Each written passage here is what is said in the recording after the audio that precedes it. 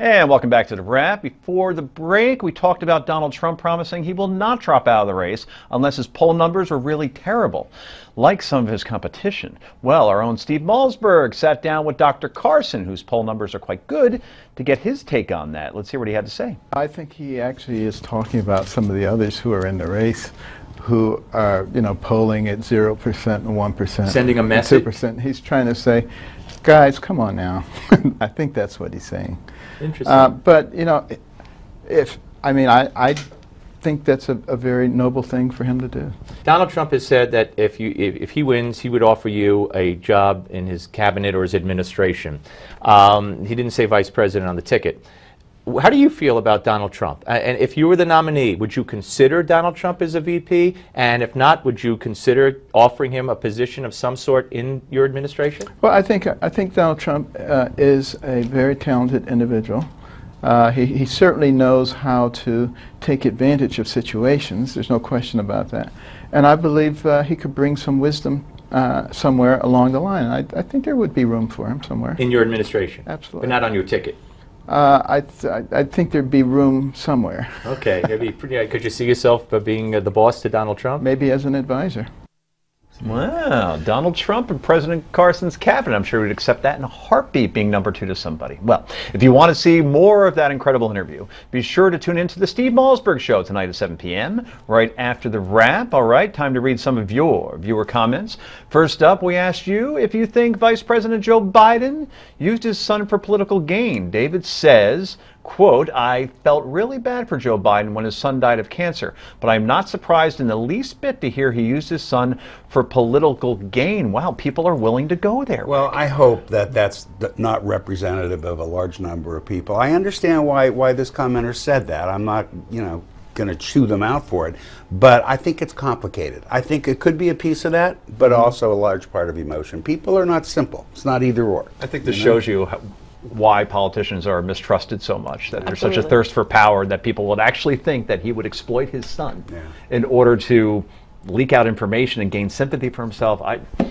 Well, we also asked you to share your thoughts on race-based scholarships in schools. Trev says, seems to me what that California university is doing is flat-out racism. Why should anybody get special treatment now?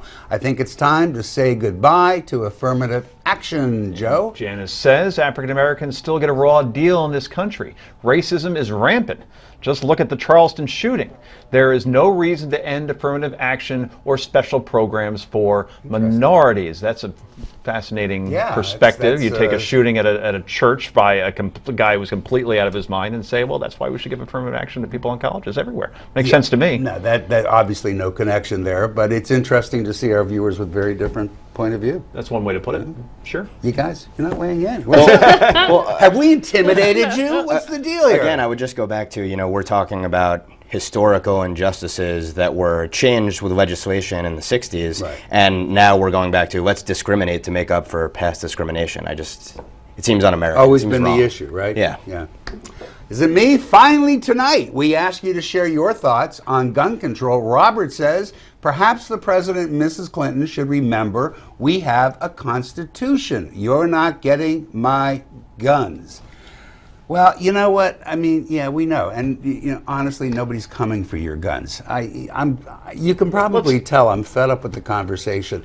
If we outlawed guns tonight, there'll still be 300 million guns tomorrow. Out there. So let's talk about the political ramifications of it then. Anytime a Democrat takes on gun control, it's a losing issue for them every time. Absolutely. And I find that interesting because polls show that most Americans, including Republicans, by the way, including NRA members, I read a poll today that 74% of NRA members support universal background checks. That's right. Well, but it's interesting that you bring up the political side of it, because for Hillary Clinton, I think it is a political win, because Bernie Sanders is to the left of her on almost every single issue. But he's been supportive of guns. But he's been supportive of guns. And Vermont is a very black state. And he actually had a very, when his response came out, was quite moderate, and it was a bit shocking when you read it, knowing what Bernie Sanders says on everything else. So he is, I think the Clinton campaign, and again, I hate to be so politically crass about it, but I think this is what they're doing. I think that they see an opening for her to be finally to be on the left, to the left of Bernie Sanders. Yeah, Right. Yeah, it's not gonna last. I think you're absolutely right. But in it's that in the short. assessment. But in the short term, it's a short politically burst, expedient yeah. for her. Where she within gets her herself primary. in trouble, though. Maybe even with some Democrats, she could have gone there. But when she starts with the executive order, you're bad. opening a can That's what of I said. worms that you may not need to open, right, Ben? Yeah, I agree, and I think you're absolutely right. It was a direct shot, to use a wrong word there, at Bernie Sanders, for sure. And I think this shows you the ramifications of President Obama using executive actions as much as he did. Now other candidates, we always said, well, what's the next president going to do? Now we already see them taking Well, that he cue. may not be done himself, from what I hear. Oh, no, he's... There may be some more coming on Of course guns. not. Some habits are hard to break. Anyway, if you want to weigh in on any of the issues we talk about here in the show, be sure to send your comments to that little box below me, newsmaxtv.com/comments. As you can see, we even read them on the air. We keep our word. Up next, it's happy time for yay or nay. You're watching The Wrap.